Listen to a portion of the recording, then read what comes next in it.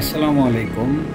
সবাইকে শুভেচ্ছা ও অভিনন্দন জানিয়ে শুরু করছি আজকের নতুন আরেকটি ব্লগ। তো বন্ধুরা, আজকের ব্লগে কীভাবে নিরাপদে দূর দূরান্ত থেকে ঢাকায় এসে ঢাকার এক সিটি থেকে অন্য সিটিতে আপনি যাতায়াত করবেন, সেটা হোক লোকাল কিংবা দূরপাল্লার বাস কিংবা অটোরিকশা বা যে কোনো যানবাহন, সেটা প্রাইভেট কারও হতে পারে। তো আজকের এই ব্লগটি তুলে ধরার কারণ হচ্ছে বন্ধুরা, বিশেষ করে বর্তমানে যে পরিস্থিতি এখন বাংলাদেশে চলছে সেটাতে আপনি আমি কেউ কিন্তু নিরাপদ নয়। যেমনটি আজকের এই ভিডিওতে আমি আপনাদের মাঝে তুলে ধরবো, সেটা কিভাবে একটি প্রাইভেট কারে ডাকাতরা ডাকাতি করে, অস্ত্রের মুখে জিম্মি করে এবং সব কিছু নিয়ে যে কাউকে কিন্তু নিঃস্ব করে দিতে পারে। এমনকি আপনাকে আঘাত করতে কিন্তু বিন্দুমাত্র তারা ভেবে দেখবে না। বলছিলাম আজকে ভোর 4টায় বলাকা বাসে করে সায়দাবাদে যাওয়ার সময় ঘটে যাওয়া একটি ঘটনা নিয়ে, যেখানে দেখতে পাচ্ছেন একটা নোহা বাসকে দাঁড় করে অনেক কিছু হাতিয়ে নিচ্ছে। মূলত এই বাস্তব ঘটনাটিকে নিয়ে কিন্তু আজকে আপনাদের মাঝে কিছু সতর্কতামূলক তথ্য দেওয়ার চেষ্টা করব এবং কিভাবে এই ঢাকা সিটিতে নিরাপদে রাত্রের বেলা বলেন কিংবা ভোরবেলা বলেন কিভাবে নিরাপদে ভ্রমণ করবেন তার একটা গাইডও দেওয়ার চেষ্টা করব। তো চলুন সম্পূর্ণ ভিডিওটি না টেনে দেখা যাক। আমি আবদুল্লাপুর থেকে কিন্তু ইতিমধ্যে বলাকা বাসে করে সায়দাবাদের উদ্দেশ্যে রওনা দিয়ে দিয়েছি।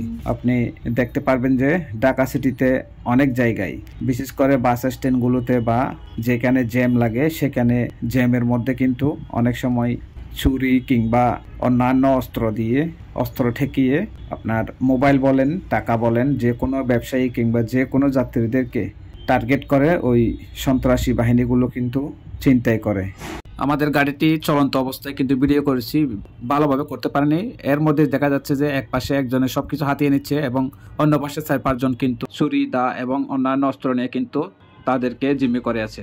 আপনারা লক্ষ্য করলে বুঝতে পারবেন যে নিমিষেই কিন্তু কয়েক মিনিটের মধ্যে সবকিছু নিয়ে তারা উধাও হয়ে গেছে। ওই ঘটনাটি দেখার পর আমাদের বাসের ড্রাইভার কিন্তু বাস খুব স্পিডভাবে চালাচ্ছিল, কারণ আমরাও যাতে এই ধরনের কোনো বিপদে না পড়ি। আমাদের বাসে যে যাত্রীগুলো ছিল সবাই কিন্তু সেটাই আমাদের বাসের ড্রাইভার সাহেবকে অনুরোধ করছিল যে তাড়াতাড়ি চলেন এবং কোনো জায়গায় ব্রেক না করার জন্য। তো তারপরেও লোকাল বাসকে যতই বলেন আসলে তারা কথা শুনবে না, কারণ তাদের যাত্রী উঠাতেই হবে। এখন মূল কথা হচ্ছে বন্ধুরা, আপনি দূর থেকে আসেন বা যে কোনো জায়গা থেকে আসেন, রাত্রের বেলা একা হোক বা 2-4-5 জন হোক, যে কেউ যে কোনো জায়গায় রাত্রে বা ভোরবেলায় এইরকম যে কোনো স্টেশন বা যে কোনো সিটিতে কোনো জায়গায় দাঁড়িয়ে না থেকে এরকম অবশ্যই নিজ গন্তব্যে চলে যাওয়ার জন্য চেষ্টা করবেন, অথবা কোনো নিরাপদ স্থান কিংবা নিরাপদে কোনো জায়গায় অবস্থান করার জন্য বিশেষভাবে অনুরোধ জানাচ্ছি। সেই সাথে কোনো ছোট যানবাহন যেমন অটোরিকশা, সিএনজি, প্রাইভেট কার অথবা নোহা, যে কোনো ছোট যানবাহনকে আপনারা পরিহার করুন রাত্রের বেলা যাতায়াতের ক্ষেত্রে। অবশ্যই দূরপাল্লার কোনো বড় বাস কিংবা লোকালের যে কোনো ভালো মানের বাসে আপনারা যাতায়াত করবেন এবং ফিটনেসবিহীন কোনো বাসে আপনি উঠতে যাবেন না। আর ফিটনেসবিহীন বাসগুলোতেও কিন্তু অবশ্যই এই ধরনের অঘটন ঘটে, সেটা অহরহ আমি কেন যে কেউ জানে। সেটাই যদি না করেন তাহলে কিন্তু কিছুক্ষণ আগে ঘটে যাওয়া ওই নোহা বাসে যেগুলো দুর্ঘটনাটি ঘটেছে, আশা করি সেইটার কবলে আপনিও পড়তে পারেন। আপনারা দেখতে পাচ্ছেন ওভারব্রিজের পাশাপাশি বিল্ডিংগুলো, উঁচু উঁচু বিল্ডিংগুলো দেখতে আসলে খুব ভালোই লাগতেছিল এবং সামনে একটা সিএনজি আস্তে আস্তে চলতেছে, যার কারণে আমাদের বাসটিও আস্তে আস্তে চলতে হচ্ছে। যেটাই হোক, নিরাপদে যাওয়ার জন্য আসলে সেফলি ড্রাইভ করাটাও জরুরি। তারপরেও আজকে যেটা দেখতে পারলাম সেটি, এই বাসের চালক কিন্তু খুব দ্রুতই গাড়ি চালিয়েছেন। একমাত্র বর্তমান সময়ে সবচেয়ে যে ঘটনাগুলো বেশি হচ্ছে সেটি হচ্ছে ছিনতাই এবং হত্যা। তো বিনা কারণে যে কাউকেই একজন আরেকজনকে মেরে ফেলতেছে, সেটা যেই মরতেছে সেটা সে নিজেও বুঝতেছে না কি কারণে মরতেছে, আর যে মারতেছে সে নিজেও বুঝতেছে না যে আসলে সে কেন মারতেছে। এটাই হচ্ছে বর্তমানে আমাদের এই দেশের অবস্থা। তো এখন দেখতে পাচ্ছেন মোটামুটি একটু ধীরে সুস্থে গাড়ি চালাচ্ছে, কারণ কিছু কিছু যাত্রী অবশ্যই তো নিতেই হবে। যাত্রী ছাড়া তো আর খালি বাস যেতে পারবে না। কিছুক্ষণ আগে কিন্তু এই বাসের স্পিড এতই বেশি ছিল যেটার কারণে যাত্রীরা ভয়ে অনেকে নেমে গেছে এই বাস থেকে। আমরা ইতিমধ্যে কিন্তু কমলাপুর অতিক্রম করতে যাচ্ছি। এই যে দেখতে পাচ্ছেন এখানে মিয়ামি বাসগুলো সারিবদ্ধভাবে পার্কিং করে রেখে দিছে। সেই সাথে আইডি পরিবহন এবং এশিয়া ট্রান্সপোর্ট অনেকগুলো বাস এখানে অপেক্ষা করতেছে তাদের শিডিউল অনুযায়ী এক জেলা থেকে অন্য জেলায় ছুটে চলতে। তো এখানে অনেক লোকজনের ভিড়, অনেক সার্ভিস বাস সহ অন্যান্য আশেপাশের জেলাগুলোতে যাতায়াত করা বাসগুলো কিন্তু, যেমন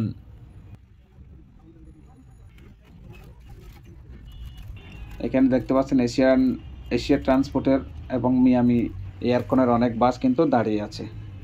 মোট কথা এখানে দূরপাল্লা থেকে যে বাসগুলো এসেছে সবগুলোই কিন্তু পার্কিং করে রেখে দিছে এবং যারা একটু পর পর ছাড়বে তারাও কিন্তু রাস্তার পাশে পার্কিং করে রেখে দিই। বিশেষ করে এই কমলাপুর স্টেশন থেকে কিন্তু কুমিল্লা, ব্রাহ্মণবাড়িয়া বা ঢাকার আশেপাশে যেই উপজেলাগুলো আছে ওই উপজেলাগুলোর বাসে কিন্তু এখানে সবচেয়ে বেশি দাঁড়িয়ে থাকতে দেখা যায়।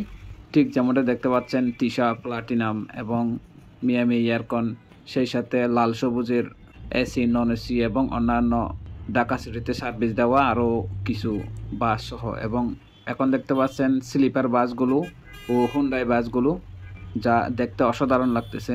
এই বুরের চিত্রগুলো আসলে অসাধারণ লাগে। এই এতগুলো বাস একসাথে দেখলে আসলে যারা বাস লাভার আছে তারা সবাই এক ধরনের আনন্দ ফিল করে।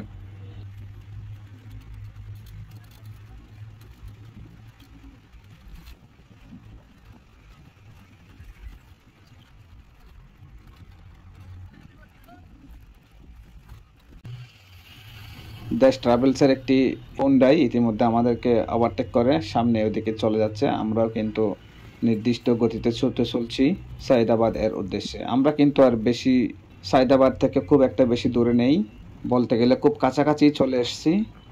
তো বন্ধুরা, এখন দেখতে পাচ্ছেন আপনারা অন্ধকার কাটিয়ে ভোর হতে চলছে। তো আমার মূল কথাগুলো হয়তো আপনাদেরকে একটু হলেও বোঝাতে পেরেছি। সেটি হচ্ছে নিরাপদে বাড়ি ফেরার জন্য অবশ্যই ছোট এবং অটোরিকশা প্লাস অন্যান্য ছোট যানবাহন যেগুলো আছে সেগুলো দিয়ে যাতায়াত না করে অবশ্যই বড় কোনো বাসে বা লোকাল কিংবা দূরপাল্লার বাসে উঠে যাতায়াত করার জন্য বিশেষভাবে অনুরোধ জানাচ্ছি। কারণ বড় বাসগুলোতে ছিনতাই বা ডাকাতি করার চান্স কিন্তু অনেকাংশেই কম, যেহেতু অনেক লোকজন থাকে বাসগুলোতে। আর ছোট সিএনজি বলেন, অটোরিকশা বলেন, প্রাইভেট কার বলেন বা অন্যান্য ছোট যানবাহনগুলোতে খুব সহজেই কিন্তু চুরি বা ডাকাতি করা খুব সহজ হয়ে যায়।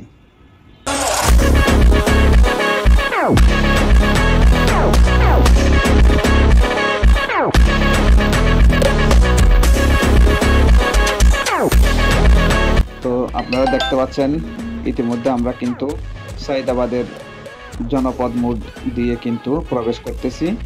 আমরা কিন্তু আমাদের আজকের যাত্রা কিন্তু এখানে শেষ করলাম। তো বন্ধুরা, আজকের ভিডিওটি দেখে যদি আপনাদের বিন্দুমাত্র উপকার কিংবা পরামর্শ পেয়ে থাকেন অবশ্যই চ্যানেলটিকে সাবস্ক্রাইব করে পাশে থাকা বেল আইকনটিকে বাজিয়ে দিন, যাতে এরকম নতুন নতুন আরও এবং বাংলাদেশ ট্রান্সপোর্ট রিলেটেড সমস্ত বাসের ইনফরমেশন যাতে সবার আগে আপনার নিকট চলে যায়। তো আজ এই পর্যন্তই, দেখা হবে আবারও নতুন আরেকটি ট্রাভেল ব্লগের সাথে ইনশাআল্লাহ। আসসালামু আলাইকুম ওয়া রাহমাতুল্লাহি ওয়া বারাকাতুহু।